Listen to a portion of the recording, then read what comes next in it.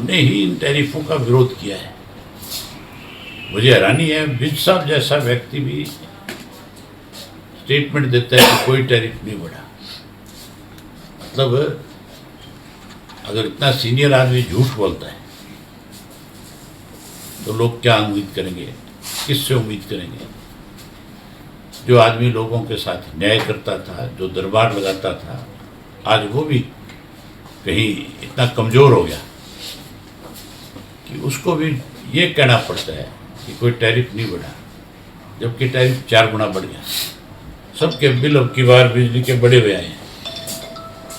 कोई भी एक व्यक्ति ऐसा नहीं मिला मुझे इसलिए ना कहो। भारतीय जनता पार्टी में शामिल रहते हुए अनिल विज अक्सर अपने बयानों को लेकर सुर्खियों में रहते हैं। अनिल विज जिस तरीके की बयानबाजी करते हैं उससे कई बार सरकार ही कटघरे में खड़ी दिखाई देती है। चाहे मनोहर लाल खट्टर के कार्यकाल में अनिल विज की बयानबाजी को सुने या फिर नायब सिंह सैनी के कार्यकाल की शुरुआत में ही जिस तरीके से उन्होंने मोर्चा खोला था, वो बयान काफी वायरल हुए थे और उनको लेकर हरियाणा में काफी बवाल भी हुआ था कि आखिरकार क्या हाईकमान का अनिल विज पर कोई कंट्रोल नहीं है। दरअसल यही बात इन दिनों अभय सिंह चौटाला कहते हुए नजर आ रहे हैं। अभय सिंह चौटाला का कहना है कि पिछले करीब 11 साल से अनिल विज तो लगातार हरियाणा सरकार में मंत्री हैं, लेकिन जिस तरीके से अपना बेबाक अंदाज रखते थे, जिस तरीके से अधिकारियों को फटकार लगाते थे, क्या भारतीय जनता पार्टी ने उनकी नब्ज पकड़ ली है?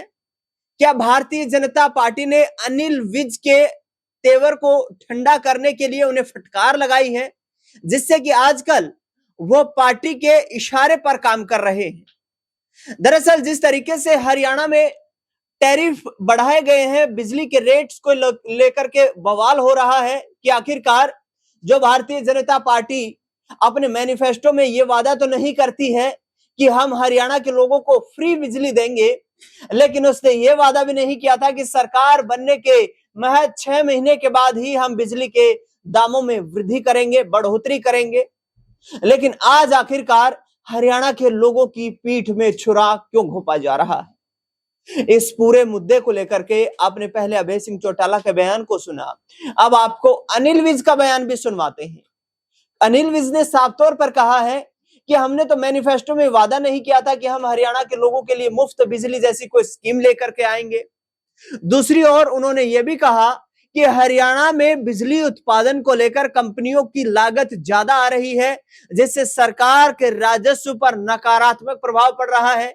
यानी कि सरकार बिजली उत्पादन को बढ़ाने के लिए आर्थिक बोझ के तले दब रही है, और जिसको लेकर हमने फैसला किया है कि हरियाणा में अब पिछले 10 सालों से जो टैरिफ नहीं बढ़ा था, जो बिजली के रेट नहीं बढ़े थे, अब उनको बढ़ा देना चाहिए। ये हमारा एक थॉट प्रोसेस है, ये सरकार का एक फैसला है, जिस पर अनिल विज ने अपना स्पष्टीकरण दिया है। और उसके बाद अभय सिंह चौटाला ने कैसे उन पर पलटवार किया है, कैसे हरियाणा राजभवन को घेरने की बात कही है, हरियाणा सिविल सचिवालय के खिलाफ प्रदर्शन करने की बात कही है, मुख्यमंत्री के आवास को घेरने की बात कही है। पहले अनिल विज का बयान सुनिए, उसके बाद किस तरीके से पलटवार किया गया अभय चौटाला के द्वारा, वो बयान भी आपको सुनवाते हैं। हमने ही इन टैरिफों का विरोध किया है। मुझे हैरानी है, विज साहब जैसा व्यक्ति भी स्टेटमेंट देता है कि कोई टैरिफ नहीं बढ़ा। मतलब अगर इतना सीनियर आदमी झूठ बोलता है तो लोग क्या उम्मीद करेंगे, किससे उम्मीद करेंगे? जो आदमी लोगों के साथ न्याय करता था, जो दरबार लगाता था, आज वो भी कहीं इतना कमज़ोर हो गया कि उसको भी ये कहना पड़ता है कि कोई टैरिफ नहीं बढ़ा, जबकि टैरिफ 4 गुना बढ़ गया। सबके बिल अब की बार बिजली के बड़े हुए आए हैं। कोई भी एक व्यक्ति ऐसा नहीं मिला मुझे इसलिए ना कहो। या तो इस पर विचार कर ले, नहीं विचार करे तो फिर आर पार की लड़ाई लड़े। ये प्रदर्शन तक की बात रही या आगे भी बढ़ सकते हैं? आगे हम प्रदर्शन तक करके केवल अखबार की न्यूज़ नहीं बनाना चाहते, हम लोगों की लड़ाई लड़ेंगे, हम सरकार को मजबूर करेंगे। एक कानून व्यवस्था एक बड़ा मुद्दा बना हुआ है प्रदेश में सर, उसको कैसे देखते हैं? कानून व्यवस्था है कहाँ? रोज फिरौतियाँ मांगी जाती है, रोज मर्डर किए जाते हैं, रोजाना अपहरण किए जाते हैं, मुख्यमंत्री की नाक के नीचे सब कुछ हो रहा है। कहाँ है कानून व्यवस्था?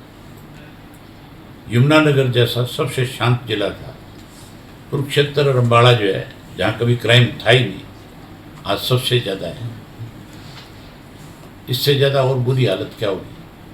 कोई जिला नहीं बचा हुआ आज।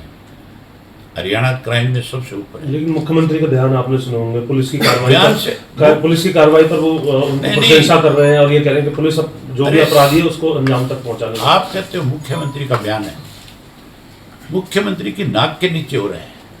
मुख्यमंत्री के खुद के हलके में नारायणगढ़ में हमारी पार्टी के एक साथी का मर्डर हुआ, आज तक बदमाश नहीं पकड़े गए।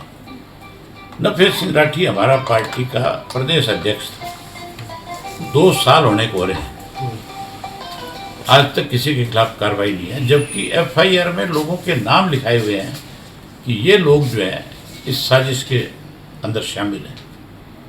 उनसे क्यों नहीं पूछताछ की जा रही? अब तक की रिपोर्ट सार्वजनिक क्यों नहीं करी जा रही?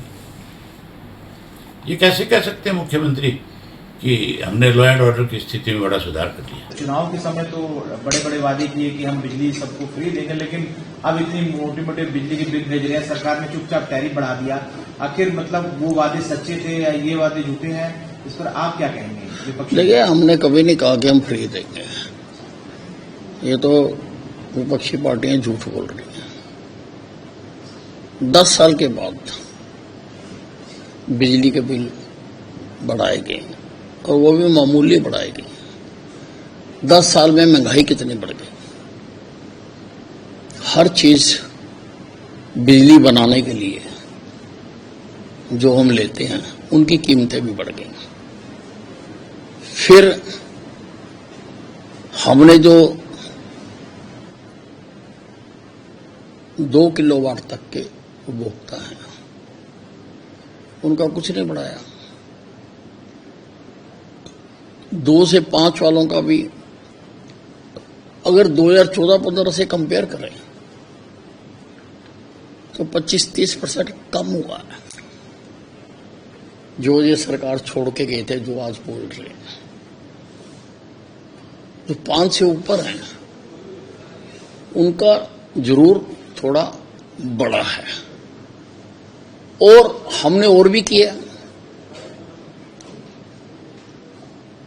पहले मिनिमम चार्जेस लगते थे, बिजली फूको या ना फूको लगते थे। अब हमने फिक्स चार्जेस लगाए हैं और सभी आसपास के प्रांतों ने लगा रखे हैं और सब जगह पर 110 रुपये पर किलोवाट है। हमने 75 रुपये पर किलोवाट लगाया। तो विपक्षी पार्टियों का काम है बोलना। बोलो, किसानों का हमने 1 पैसा नहीं बढ़ाया। उनको पहले भी जिस रेट में मिलती थी उसी रेट में उनको आज मिल रही है।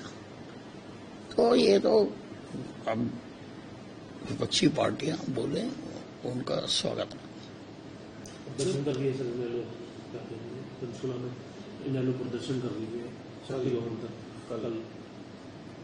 तो करो ना, विपक्ष का काम है। ये तो मरे हुए हैं, करो। क्या करेंगे ये? 4 आदमी इकट्ठे होकर तो बैठ नहीं सकते, एक दूसरे से बात नहीं करते। तो दोनों राजनेताओं के बयान आपने सुने, जिसमें साफ तौर पर अनिल विज कहते हुए नजर आ रहे हैं कि हम किसी तरीके से अब टैरिफ के रेट नहीं घटाने वाले हैं, क्योंकि हमें सरकार का राजस्व बैलेंस करना है।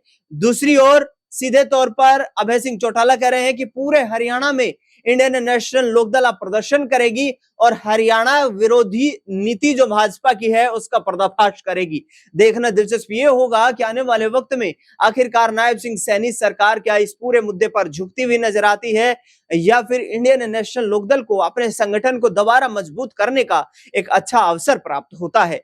फिलहाल इस खास खबर में इतना ही। देश दुनिया से जुड़ी तमाम बड़ी खबरों के लिए देखते रहिए नेक्स्ट 9 आवाज।